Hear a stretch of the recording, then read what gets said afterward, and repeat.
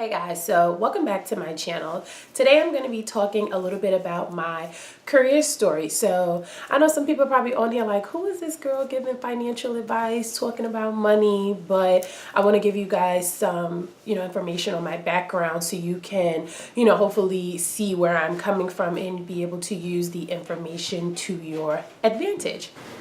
So before I was an accountant, an auditor, music actually was my thing. I grew up in a church choir, and from there when I went to high school, I started to, train my voice and actually get voice lessons and sing professionally. I went to a performing arts high school, and in my mind, I was all about music. Like I was going to be some type of singer or music educator. So the older I got, the more I began to understand how it works when you own a home or you have your own apartment and you're paying bills. So, while some people may be first generation, college students, I wasn't. So I was able to leverage some of the information from my mom in regards to what I should study when it came to going to school. So initially when I thought I was going to go, for music, and I'm looking up these colleges, I'm, doing auditions, and, my mom sat me down and she was just like, well, what are you going to do with your music degree? Now that was something I didn't really think too much about. She started to say like, when you come out of school, there's student loans. You have to make sure that you're going to be making enough money.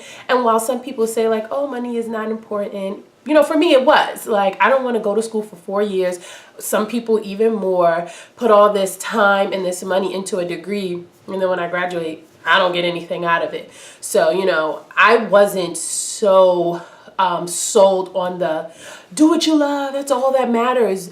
That may be partially true, but you also have to take into account how are you going to live? How are you going to survive? There are other factors that play, an important role in determining what it is that you're going to do for your livelihood. So I gave it some serious thought, and I decided that I didn't want to go to school for music anymore. But then it left me with the question of, well, what am I going to go to school for? And from there, I started to think about my grades and where were my grades the highest? What did I enjoy? What was I good in? Where were my smarts? And math was the big answer. So I chose to go with accounting. So I went with accounting because, one, my mom was a business major and she did finance. So I didn't want to do the exact same thing she did. And to me, it was either finance or it was accounting. And so because I didn't want to do finance like she did, I just honestly just chose accounting. So she showed me how to actually research what accountants do, because it's funny when I tell people I'm an accountant, they're like, do you do taxes? No, I don't. Well, I do, but an accountant is so much more than a tax professional. And the funny thing is, you can be a tax professional and not be an accountant. But professionally, like in my day job 9 to 5, I have never done taxes. That's not what I do as far as my livelihood. The tax profession was something I took on the side because I wanted to expand my skill set as an accountant. I wanted to be able to do multiple things and not be so have tunnel vision where I could only do one thing. And the funny thing is, people don't know that there's a variety of things that an accountant can do. Like the accounting profession encompasses a lot, and taxes is only a very small portion. Anywho, back to my career story. So I chose to go to school for accounting, and I minored in the legal environment of business. So the other step was choosing a school to go to. I initially wanted to stay home. I'm from New York. I wanted to find me a school up in Long Island or something and just stay home, right? Travel to school, come back home. But my mom had other plans for me, which is probably very common. We have one idea of what we think things are going to be like, and our parents have a completely different idea.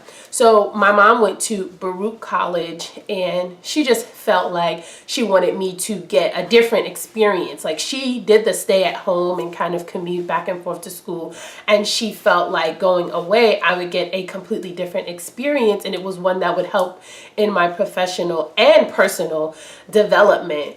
So lo and behold, I ended up going to Penn State, and that was like the best decision that I ever made. I loved my college experience, like loved it. And when I hear people say like, oh, don't go to college, it's a waste of time, it's a waste of money. No, I don't agree. And that's another topic for another day. If you guys would like me to expand on that, I can. I do believe getting an education is super important, even if you are going to become an entrepreneur, because you can always have that to fall back on. We know that as millennials, we change our minds often. One day you may want to be an entrepreneur, and a few years later, who knows, you may want to work at a nonprofit, work in corporate America. And how can you do that if you don't have, the proper skills or the proper education to propel yourself into that career? So I do believe that getting an education is super important, and I'm happy that I did it. And going to Penn State was one of the best decisions that, I've ever made in my life. I completely enjoyed my experience. So went to Penn State, got my degree in accounting, and the thing is, when you're in college, you'll hear, get an internship. It's the best way to secure a full-time offer. And I just didn't have any luck. And it wasn't like I wasn't trying, but I knew people, I had friends in my field who were interning at Fortune 500 companies, and I just wasn't getting any callbacks. Like, they wasn't checking for your girl.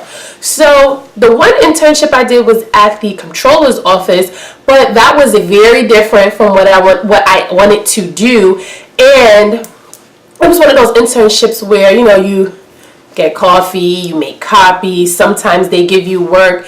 But it didn't really help with my professional development or helping me determine, is this something I want to do? Could I see myself working here? What exactly, as an accountant major, would I be doing in this role? So from there, I go into my senior year, and I'm feeling a bit nervous because I know I have student loans. I'm going to be graduating. What am I going to do, right? Graduation's going to come and go, and then I don't want to be at home in the summertime trying to figure out where I'm going to work, right? I wanted to make my degree work for me. There are tons of people who graduate college and they're working jobs that aren't in their field. And the thing is not because they don't want to work in their field, but just things just happen that way, and you need some change. You got to do something. So they end up taking jobs that they may not necessarily like or want to work, that are not in their field, but it's because at the end of the day, you want to make sure that you have some type of income. I just didn't want that to be me. And if it ended up being me, I wanted to know that I did every single thing that I could to put myself in a position to get in front of these companies and say, hey, I'm here, hard worker, you can teach me, and I can put my best foot forward and do what needs to be done. So I ended up becoming the president of NABA in my senior year, and NABA is the National Association of Black Accountants. And from being the president, I wanted to leverage that because I don't know if you guys know, but for those who have gone to college or are in college, you know that joining professional organizations are a great way to get in front of companies, and it's a great way to secure internships and, later on secure actual full-time positions. Because I hadn't done an internship, I wanted to make sure that I was interviewing and I was getting in front of these companies as much as possible so that I can secure an offer before I even graduated. So the NABA usually has a student conference, and being the president, these are things that you actually go to. So I chose to go to the conference, of course, and there you actually on the spot are having like quick interviews. You're speaking to different companies. It's almost like a huge job fair, so to speak, but they have tons of sessions, different things going on. Long story short, I walked out of there with 2 second round interviews, and they both were for Fortune 500 companies. And once I got back to New York on break, I had 2 offers. So, people always say, well, how do you determine, which job to take? The thing is, you can go to an interview, you can ask a ton of questions, but a lot of times you won't really know what you're getting into until you actually go to start the job and actually go through the day-to-day. So although I had gotten, all my questions answered, I was not sure, what I was walking into, but I chose to go with the company because one company was in Boston, the other was in New York. I'm from New York. It just made more sense for me to go with the company from New York because they were just giving me more salary wise, but not only salary, but benefits as well. And choosing to come back to New York, I could cut costs. So that was my major thing. You know, I'm fresh graduate. Like, I'm not ready to take on a ton of bills, moving out, like student loans.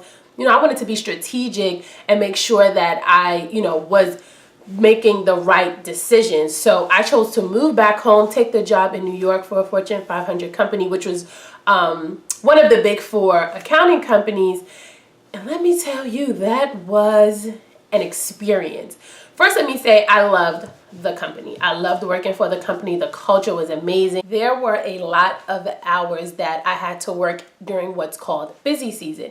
If you know anything about public accounting, when we are auditing someone's financial statements, and when I say someone, I mean another company.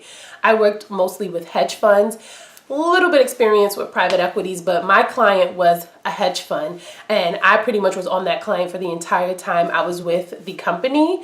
And the thing is, you have to have the audited financial statements of that company out normally by April 15th. And we used to push for a March 31st deadline, or whatever that weekday was, the end of March. So January through March, not even March, like April, the end of April was prime time. I mean, you're coming in at 9 o'clock, you're working till 12 or 1 o'clock in the morning, and it was hectic. It was stressful. You're working 55 to 60 hours a week, sometimes even more.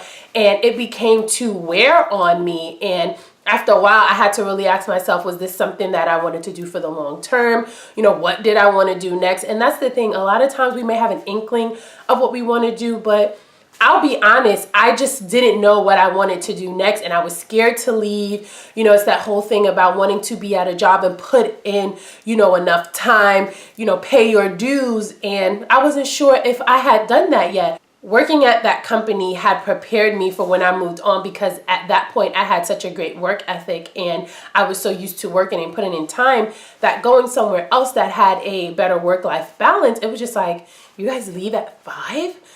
What? More money, less hours? What kind of life is this? But I will say it's important to pay your dues first. You know, I had worked for a few years where I was grinding it out. I was taking dinner orders, you know, having to get dinner and then working my way up. And then, you know, once I moved on and eventually becoming a manager, it just really prepared me on how to deal with people, how to deal with different management styles. And so when I left there, I actually went private and went into the banking industry. And the thing is, you never know what's going to fall in your lap, right? So I was at the next company for 8 months. Now, normally I really wouldn't stay somewhere that short, but while I was there, I was miserable. Like, I'm not even going to lie to you guys.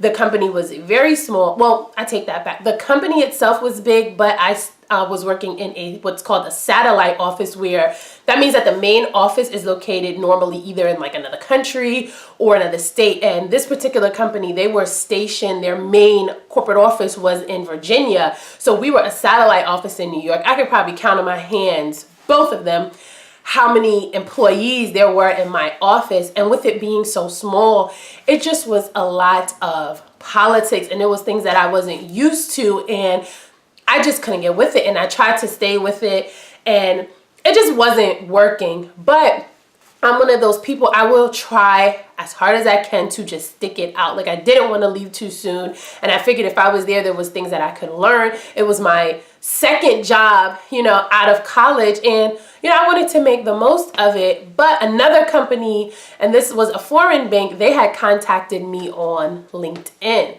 And LinkedIn is a great resource, especially for people who work in corporate. I find that companies are always on there looking for new talent. I can't tell you how many messages and things that I get from people, well, from recruiters in my LinkedIn inbox. It be lit. So, you know, I went on the interview. You know, I told them I wasn't ready to leave, but I would see what they were talking about. Went on the interview. I liked what they had to say. But when they made me the offer, I just was like, I don't want to hop around. Like, And I definitely don't want to hop around without a strategy. Like, I don't want to just go, oh, I hate this job, let me go to the next. Oh, hate this job, let me go to the next. I want it to be strategic about my moves. You know, if I was somewhere that I didn't like, you know, why don't I like it?